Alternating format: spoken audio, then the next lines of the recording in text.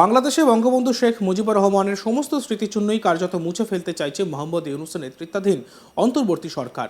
কেউ তো বলতে শুরু করেছেন যে বঙ্গবন্ধুর নামে এক প্রকার ভয় পেতে শুরু করেছেন ইউনূস। কিছুদিন আগে ৩২ নম্বর ধানমন্ডির বাড়িতে ভাঙচুর চালানো হয়েছে। এবার আরও এক ধাপ এগিয়ে গেল অন্তর্বর্তী সরকার। বাংলাদেশের বঙ্গবন্ধু স্টেডিয়ামের নামও পরিবর্তন করে দিল মোহাম্মদ ইউনূসের অন্তর্বর্তী সরকার। বাংলাদেশে বিভিন্ন সংবাদ মাধ্যম থেকে এমনই খবর পাওয়া যাচ্ছে। এই বিষয়ে ইতিমধ্যেই একটি বিজ্ঞপ্তিও জারি করা হয়েছে। বাংলাদেশে একটি সংবাদ মাধ্যম জানাচ্ছে, জাতীয় ক্রীড়া পরিষদের সচিব আমিনুল ইসলাম একটি বিজ্ঞপ্তিতে স্টেডিয়ামের নাম বদলের কথা জানিয়েছেন। নতুন নাম দেওয়া হয়েছে জাতীয় স্টেডিয়াম ঢাকা। এক নজরে জেনে নেওয়া যাক এই স্টেডিয়ামের ইতিহাস। ১৯৫৪ সালে এই স্টেডিয়াম তৈরি হয়। প্রথমে সেটির নাম ছিল ঢাকা স্টেডিয়াম। সেখানে ক্রিকেটের পাশাপাশি ফুটবলও খেলা হতো। ১৯৭৮ সালে স্টেডিয়ামে একটি প্রদর্শনী ম্যাচ খেলেন বক্সার মোহাম্মদ আলী। ২০০০ সালে বাংলাদেশের প্রথম টেস্টও আয়োজিত হয় ওই মাঠেই। ২ টেস্টের সিরিজে মুখোমুখি হয়েছিল বাংলাদেশ এবং পাকিস্তান। ১৯৯৮ সালে চ্যাম্পিয়ন্স ট্রফির প্রথম চ্যাম্পিয়ন্স ট্রফি, যার তৎকালীন নাম ছিল আইসিসি নকআউট কাপ, তার আয়োজক দেশ ছিল বাংলাদেশ। আর সেই প্রতিযোগিতাও হয়েছিল এই মাঠে। ২০১১ সালে ক্রিকেট বিশ্বকাপের উদ্বোধনী অনুষ্ঠানও হয়েছিল এই বঙ্গবন্ধু স্টেডিয়ামে। সেবার প্রতিটি দলের অধিনায়ক রিকশায় চেপে প্রবেশ করেছিলেন মাঠে। এই মাঠেই পাকিস্তানের বিরুদ্ধে ফাইনালে দুর্দান্ত ইনিংস খেলে ভারতকে ত্রিদেশীয় সিরিজে চ্যাম্পিয়ন করেছিলেন সৌরভ গাঙ্গুলি। বর্তমানে অবশ্য এই স্টেডিয়ামে ফুটবল এবং অ্যাথলেটিক্সও হয়, ক্রিকেট খেলা আর হয় না। বাংলাদেশের জাতীয় ফুটবল দলের মাঠ এটি। ২০০৩, ৯, ২০১৮ সালে এই মাঠেই ৩বার সাফ প্রতিযোগিতা হয়েছে, সাফ কাপ। ২০১১ সালে ৬ সেপ্টেম্বর এই মাঠে খেলেছিলেন লায়নেল মেসি। নাইজেরিয়ার বিরুদ্ধে একটি প্রীতি ম্যাচ খেলেছিল আর্জেন্টিনা। কলকাতা যুবভারতী স্টেডিয়ামে ভেনেজুয়েলার বিরুদ্ধে প্রীতি ম্যাচের পর মেসিরা পৌঁছেছিলেন বাংলাদেশে। মেসি ছাড়াও ম্যাচে মাঠে নেমেছিলেন আগুয়েরো, দিমারিয়ার মতন আর্জেন্টিনীয় তারকারা। ২০২১ সালে স্টেডিয়ামটি সংস্কারের পর দর্শক আসন ৫০,০০০ থেকে কমে ৩৬,০০০ হয়। এবার সেই স্টেডিয়ামেরই নাম বদলে ফেলা হলো। এর ইতিমধ্যে মিশ্র প্রতিক্রিয়া তৈরি হয়েছে বাংলাদেশের ক্রীড়া মহলে।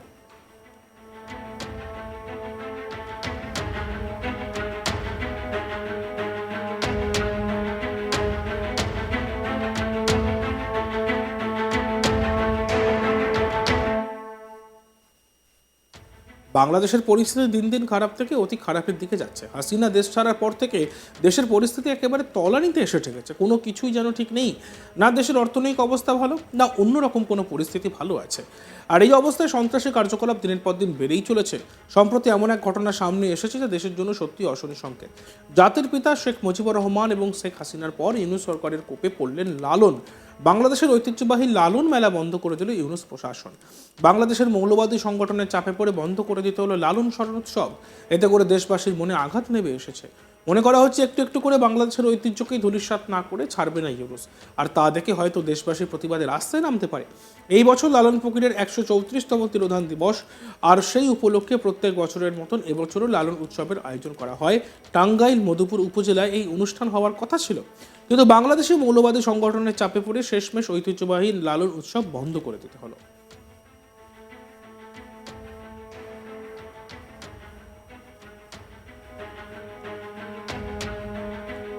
সম্প্রতি বাংলাদেশে জেলা স্তরের মহিলাদের এক ফুটবল ম্যাচ চলছিল রংপুর এবং জয়পুরহাট মহিলা দলের মধ্যে।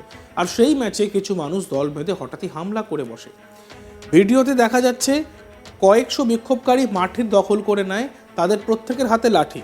তারা বলছেন যে মহিলাদের ফুটবল ইসলাম ধর্মের বিরোধী, তাই এই ম্যাচ বন্ধ করতে হবে। এরপরই মাঠের ভিতর তারা ভাঙচুর করে, আর সেই ভিডিওই সামনে এসেছে। জানা যায় যারা আক্রমণ চালিয়েছে তারা স্থানীয় মাদ্রাসার ছাত্র। আমরা দেখব সেই ভিডিওটি।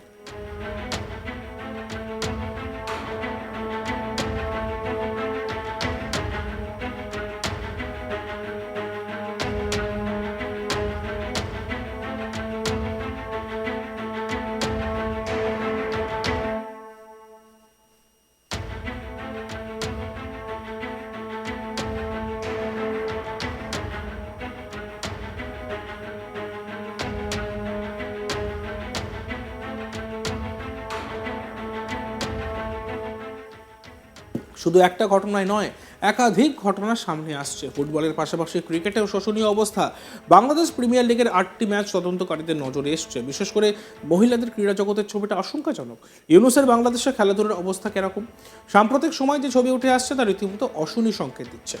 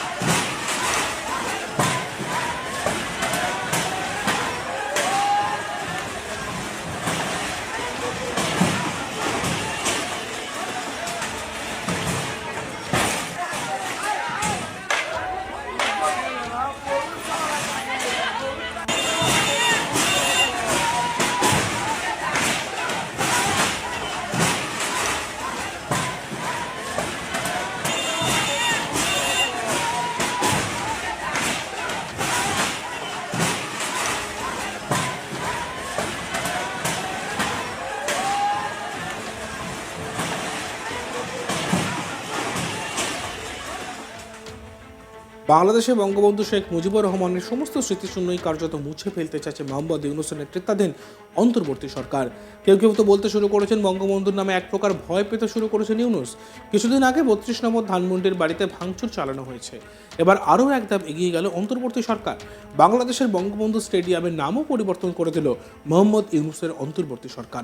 বাংলাদেশে বিভিন্ন সংবাদ মাধ্যমের থেকে এমনই খবর পাওয়া যাচ্ছে। এই বিষয়ে ইতিমধ্যে একটি বিজ্ঞপ্তিও জারি করা হয়েছে। বাংলাদেশি একটি সংবাদ মাধ্যম জানাচ্ছে, জাতীয় ক্রীড়া পরিষদের সচিব আমিনুল ইসলাম একটি বিজ্ঞপ্তিতে স্টেডিয়ামের নাম বদলের কথা জানিয়েছেন। নতুন নাম দেওয়া হয়েছে জাতীয় স্টেডিয়াম ঢাকা। এক নজরে জেনে নেওয়া যাক এই স্টেডিয়ামের ইতিহাস কি। 1954 সালে এই স্টেডিয়াম তৈরি হয়। প্রথমে সেটির নাম ছিল ঢাকা স্টেডিয়াম। সেখানে ক্রিকেটের পাশাপাশি ফুটবল খেলা হতো। 78 সালে স্টেডিয়ামে একটি প্রদর্শনী ম্যাচ খেলেন বক্সার মোহাম্মদ আলী। 2000 সালে বাংলাদেশের প্রথম টেস্ট আয়োজিত হয় ওই মাঠে। মুখোমুখি হয়েছিল বাংলাদেশ পাকিস্তান। 98 সালে চ্যাম্পিয়ন্স ট্রফির তৎকালীন নাম যার ছিল আইসিসি নকআউট কাপ, তার আয়োজক দেশ ছিল বাংলাদেশ। সেই প্রতিযোগিতা হয়েছিল এই মাঠে। 11 সালের বিশ্বকাপ ক্রিকেট উদ্বোধনী অনুষ্ঠানে বঙ্গবন্ধু স্টেডিয়ামে আয়োজিত হয়েছিল এবং সেবার প্রতিটি দলের অধিনায়ক রিকশায় চেপে প্রবেশ করেছিলেন মাঠে। আর এই মাঠেই পাকিস্তানের বিরুদ্ধে ফাইনালে দুর্দান্ত ইনিংস খেলে ভারতকে ত্রিদেশীয় সিরিজে চ্যাম্পিয়ন করেছিলেন সৌরভ গঙ্গোপাধ্যায়। বর্তমানে অবশ্যই স্টেডিয়ামে ফুটবল ও ক্রিকেট অ্যাথলেটিক্স হয়, ক্রিকেট খেলা আর হয় না। বাংলাদেশের জাতীয় ফুটবল দলের মাঠ এটি। 2003, 9 এবং 18 সালে এই মাঠে 3বার সাফ কাপ প্রতিযোগিতা হয়েছে।